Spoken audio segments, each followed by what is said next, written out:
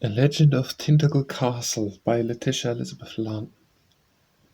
Alone in the forest, Sir Lancelot rode, o'er the neck of his courser the reins lightly flowed, and beside hung his helmet, for bare was his brow, to meet the soft breeze that was fanning him now. And the flowers of the forest were many and sweet, which, crushed at each step by his proud courser's feet, gave forth all the fragrance, while thick overhead the boughs of the oak and the elm-tree were spread. The wind stirred the branches, as if its low suit were urged like a lover who wakes the lute. And through the dark, foliage came sparkling and bright, like rain from the green leaves in small gems of light. There was stillness, not silence, for dancing along a brook went its way like a child with a song. Now hidden where rushes and water flags grow, now clear, while white pebbles were glistening below. Lo, bright as a vision and fair as a dream, the face of a maiden is seen in the stream. With her hair like a mantle of gold to her knee stands a lady as lovely as lady can be. Short speech tells a love tale. The bard's sweetest words are poor beside those which each memory hoards. Sound of some gentle whisper, for haunting and low, such as love may have murmured, long, long ago.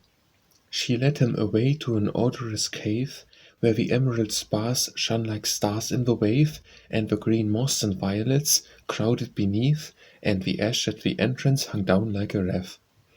They might have been happy if love could learn a lesson from some flowers, and like the leaves turn round their own inward world, their own lone fragrant nest, content with its sweetness, content with its rest.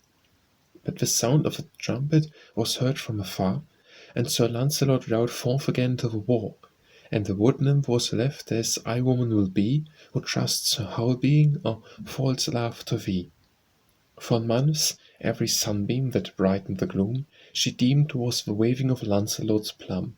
She knew not of a proud and the beautiful queen, whose image was treasured as hers once had been.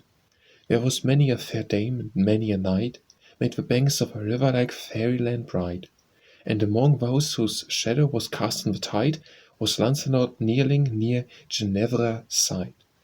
With purple sails heavily drooping around the mast, and the prow with veil bound, and towed by two swans, a small vessel drew near, but high on the deck was a pole-covered brier. They oared with their white wings the bark through the flood, till arrived at the bank where Sir Lancelot stood. A wind swept the river and flung back the pole, and there lay a lady, the fairest of all.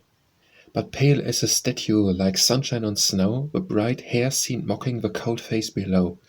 Sweet truants, the blush and the smile both are fled, Sir Lancelot weeps as he kneels by the dead. And these are love's record, a vow and a dream, and the sweet shadow passes away from life's stream. Too late we awake to regret, but what tears can bring back the waste to our hearts and our years?